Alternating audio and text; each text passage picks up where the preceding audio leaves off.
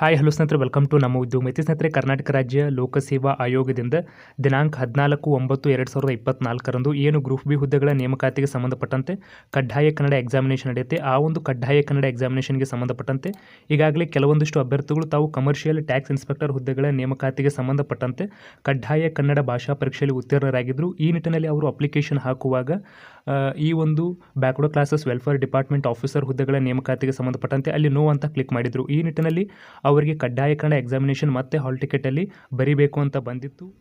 ಈಗ ಯಾವ ಅಭ್ಯರ್ಥಿಗಳು ಈ ಒಂದು ಕಮರ್ಷಿಯಲ್ ಟ್ಯಾಕ್ಸ್ ಇನ್ಸ್ಪೆಕ್ಟರ್ ಹುದ್ದೆಗಳ ನೇಮಕಾತಿಗೆ ಸಂಬಂಧಪಟ್ಟಂತೆ ದಿನಾಂಕ 20/1/2024 ನಡೆಸಲಾದ ಕನ್ನಡ ಭಾಷಾ ಪರೀಕ್ಷೆಯಲ್ಲಿ ಉತ್ತೀರ್ಣರಾಗಿದ್ದೀರಿ, ಅವರು ದಿನಾಂಕ 14/9/2024 ಏನು ಗ್ರೂಪ್ ಬಿ ಹುದ್ದೆಗಳ ನೇಮಕಾತಿಗೆ ಸಂಬಂಧಪಟ್ಟಂತೆ ಕಡ್ಡಾಯ ಕನ್ನಡ ಭಾಷಾ ಪರೀಕ್ಷೆ ಇರುತ್ತೆ, ಅದನ್ನು ಬರೆಯದೇ ಇದ್ರೂ ನಡೆಯುತ್ತೆ ಎಂಬುದನ್ನು ಸ್ಪಷ್ಟವಾಗಿ ಇಲ್ಲಿ ತಿಳಿಪಡಿಸಲಾಗಿರ್ತಕ್ಕಂಥದ್ದನ್ನು ನೋಡಬಹುದು.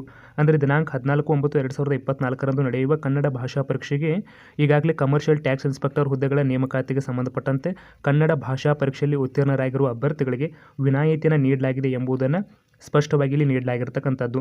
ಆದಾಗ್ಯೂ ಕೂಡ ನೀವು ಒಂದು ವೇಳೆ ಈ ಒಂದು ಗ್ರೂಪ್ ಬಿ ಹುದ್ದೆಗಳ ನೇಮಕಾತಿಗೆ ಸಂಬಂಧಪಟ್ಟಂತೆ ಕಡ್ಡಾಯ ಕನ್ನಡ ಎಕ್ಸಾಮಿನೇಷನ್ ಅಟೆಂಡ್ ಆದರೆ ಪ್ರಮುಖವಾಗಿ ನೀವೇನು ಕಮರ್ಷಿಯಲ್ ಟ್ಯಾಕ್ಸ್ ಇನ್ಸ್ಪೆಕ್ಟರ್ ಹುದ್ದೆಗಳ ನೇಮಕಾತಿಗೆ ಸಂಬಂಧಪಟ್ಟಂತೆ ಕಡ್ಡಾಯ ಕನ್ನಡ ಭಾಷಾ ಪರೀಕ್ಷೆ ಉತ್ತೀರ್ಣರಾಗಿರ್ತೀರಿ, ಆ ಒಂದು ರಿಸಲ್ಟನ್ನು ಕನ್ಸಿಡರ್ ಮಾಡಲಾಗುವುದಿಲ್ಲ.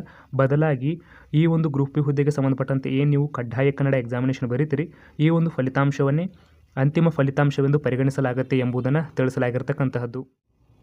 ಮುಖ್ಯವಾಗಿ ಸ್ನೇಹಿತರೆ, 2 ದಿನಗಳ ಹಿಂದೆ ಒಂದು ವಿಡಿಯೋನ ಕೂಡ ಮಾಡಿದ್ವಿ. ಅದರಲ್ಲಿ ಕೂಡ ಸ್ಪಷ್ಟವಾಗಿ ಹೇಳಿದ್ವಿ ಯಾವುದೇ ರೀತಿಯಾಗಿರ್ತಕ್ಕಂತಹ ಮತ್ತೊಮ್ಮೆ ಕಡ್ಡಾಯ ಕನ್ನಡ ಭಾಷಾ ಪರೀಕ್ಷೆ ಬರೆಯುವ ಅವಶ್ಯಕತೆ ಇಲ್ಲ ಅಂತ. ಈಗ KPSSC ಅಫಿಷಿಯಲ್ ಆಗಿ ಕನ್ಫರ್ಮೇಷನ್ಸನ್ನು ಕೊಟ್ಟಿರ್ತಕ್ಕಂತಹದ್ದು.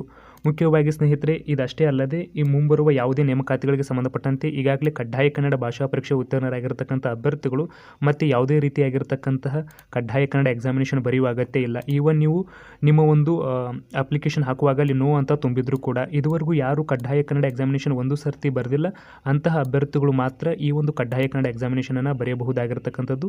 ಈಗಾಗಲೇ ಉತ್ತೀರ್ಣರಾಗಿದ್ದರೆ ಮುಗಿದೋಯ್ತು, ಮತ್ತೆ ಯಾವುದೇ ನೇಮಕಾತಿಗೆ ಸಂಬಂಧಪಟ್ಟಂತೆ ಕಡ್ಡಾಯ ಕನ್ನಡ ಭಾಷಾ ಪರೀಕ್ಷೆಯನ್ನು ಬರೆಯುವ ಅವಶ್ಯಕತೆ ಇರುವುದಿಲ್ಲ. ಸ್ನೇಹಿತರೆ, ಮುಖ್ಯವಾಗಿ ಲಾಸ್ಟಲ್ಲಿ ಒಂದು ಸೂಚನೆಯನ್ನು ನೀಡಲಾಗಿದ್ದು ಅಭ್ಯರ್ಥಿಗಳು ನೋಡ್ಕೊಳ್ಬಹುದಾಗಿರ್ತಕ್ಕಂಥದ್ದು. ಅಭ್ಯರ್ಥಿಗಳು ಈಗಾಗಲೇ ಆಯೋಗದ ಅಂತರ್ಜಾಲದಲ್ಲಿ ಪ್ರಕಟಿಸಲಾಗಿರುವ ಕಮರ್ಷಿಯಲ್ ಟ್ಯಾಕ್ಸ್ ಇನ್ಸ್ಪೆಕ್ಟರ್ ಹುದ್ದೆಗಳ ನೇಮಕಾತಿಗೆ ಸಂಬಂಧಪಟ್ಟಂತೆ ಕನ್ನಡ ಭಾಷಾ ಪರೀಕ್ಷೆಯ ಫಲಿತಾಂಶವನ್ನು ಸ್ವತಃ ಖಚಿತಪಡಿಸಿಕೊಳ್ಬೇಕು. ಅಂದರೆ ಒಂದು PDF-ನಲ್ಲಿ ಎಲ್ಲ ಅಭ್ಯರ್ಥಿಗಳ ರಿಸಲ್ಟನ್ನು ಕೊಟ್ಟಿದ್ದು ಅದರಲ್ಲಿ ನಿಮ್ಮ ಒಂದು ರಿಜಿಸ್ಟ್ರೇಷನ್ ನಂಬರ್ ಇದೆಯೋ ಅಥವಾ ಇಲ್ಲವೋ, ನೀವು ಉತ್ತೀರ್ಣರಾಗಿದ್ದೀರೋ ಅಥವಾ ಇಲ್ಲವೋ ಎಂಬುದನ್ನು ಖಚಿತಪಡಿಸಿಕೊಂಡ ನಂತರವಷ್ಟೇ ನೀವು ನಿರ್ಧಾರವನ್ನು ತೆಗೆದುಕೊಳ್ಳಬೇಕು, ನಾನು ಹಾಜರಾಗಬೇಕಾ ಅಥವಾ ಬೇಡವಾ ಅಂಥೇಳಿ. ಮುಖ್ಯವಾಗಿ ಅದು ಅಭ್ಯರ್ಥಿಗಳ ಜವಾಬ್ದಾರಿಯಾಗಿರುತ್ತೆ ಎಂಬುದನ್ನು ಕೂಡ ಸ್ಪಷ್ಟವಾಗಿ ನೀಡಲಾಗಿರ್ತಕ್ಕಂತಹದ್ದು.